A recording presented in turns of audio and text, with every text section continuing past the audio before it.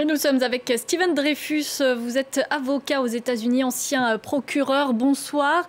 Concrètement, on ne sait pas encore de quoi est accusé exactement l'ancien président. Quels sont les chefs d'inculpation? Est-ce que vous en avez une idée?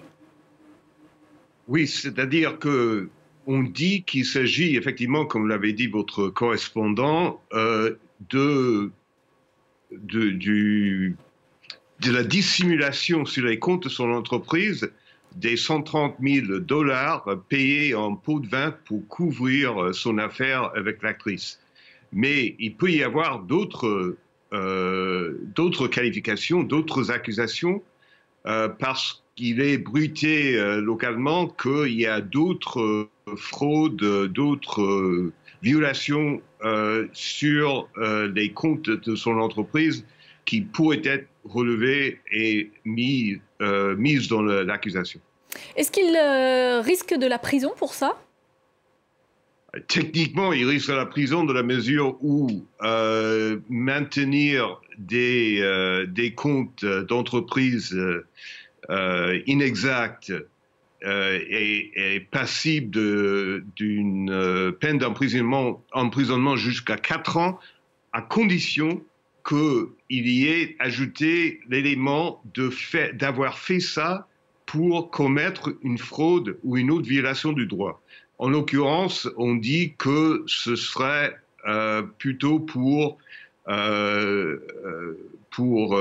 éviter les contraintes de financement électoral qui sont imposées par la loi, mais avant de voir l'accusation, on ne saura pas exactement.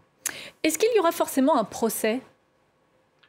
Pas forcément. Ce qui va se passer après sa parution, sa comparution devant la Cour mardi après-midi pour plaider non coupable, il y aura un calendrier qui va permettre à ses avocats de déposer des recours visant à faire tomber certaines accusations pour des raisons d'insuffisance juridique. Le juge va donc écouter les plaidoiries des avocats sur ces questions juridiques, va trancher, et ce ne sera que si certaines accusations restent en lice après la décision du juge qu'il y aura éventuellement un procès. Dans tous les cas, cette procédure ne l'empêchera pas de briguer un second mandat s'il souhaite le briguer. Pas du tout. Il n'y a aucune obligation de manque de casier judiciaire pour être président des États-Unis.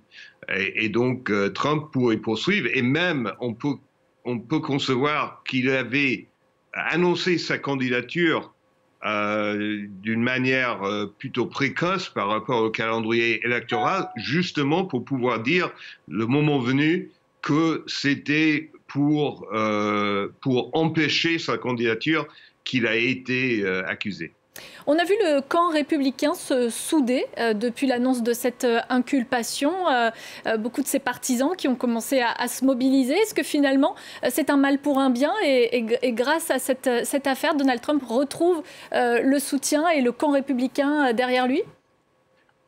Avec quelques exceptions près, les élus républicains hier soir se sont fait un concours d'outrage.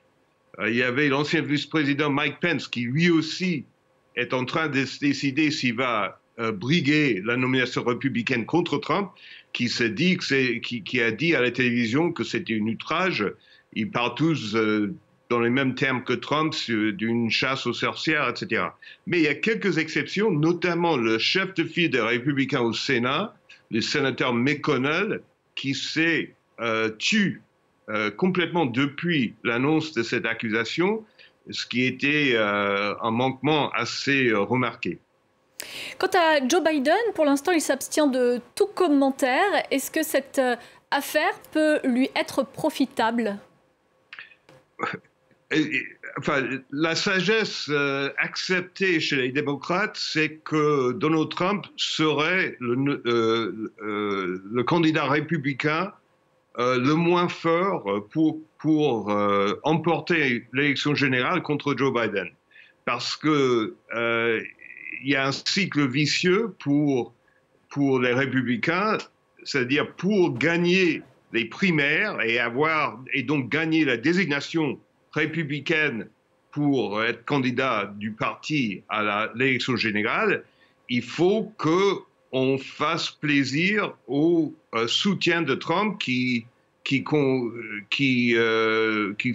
de 30 ou 40% des républicains qui vont voter dans les primaires.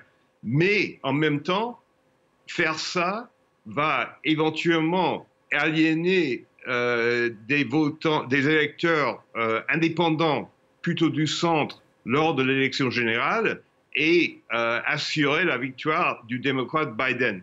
Donc, chez les démocrates, tout ce qui aide la candidature de Trump plutôt comme candidat plus jeune et plus conventionnel du Parti républicain, parce qu'il y en a plein, notamment le gouverneur de la Floride, M. DeSantis, tout ce qui ferait de Trump le candidat républicain pour les démocrates est considéré comme une aubaine. Merci beaucoup pour cet éclairage, cette analyse. Steven Dreyfus, avocat aux États-Unis, ancien procureur.